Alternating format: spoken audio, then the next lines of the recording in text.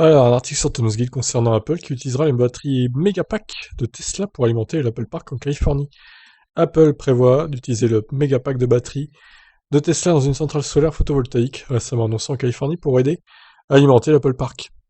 Apple souhaite poursuivre son engagement en faveur des énergies renouvelables et de la neutralité carbone d'ici 2030. Le projet California Flats d'Apple est conçu pour stocker quelques 240 MWh d'énergie dans la centrale solaire photovoltaïque de 130 MW de la société en Californie. C'est suffisamment d'énergie pour alimenter plus de 7000 foyers pendant une journée. Son projet est très ambitieux puisqu'il sera l'un des plus grands projets de batterie du pays. Selon les documents déposés auprès du conseil des superviseurs du comté de Monterey en 2020 et dénichés par The Verge, Apple prévoit d'utiliser 85 mégapacks lithium-ion Tesla dans le cadre de cette initiative. Une partie de l'énergie stockée dans les batteries sera utilisée pour alimenter l'Apple Park de Cupertino.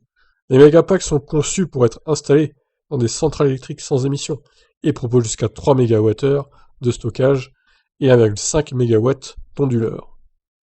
Eh B.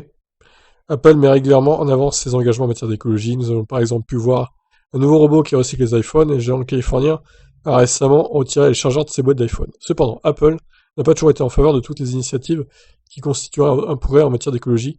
En effet, Apple rejette depuis toujours l'idée d'un chargeur universel qui, selon lui, étoufferait l'innovation.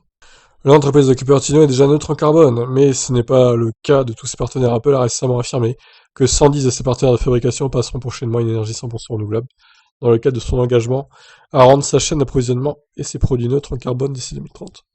Selon l'entreprise, ses partenaires ont prévu de mettre en service près de 8 gigawatts d'énergie propre d'ici 2030.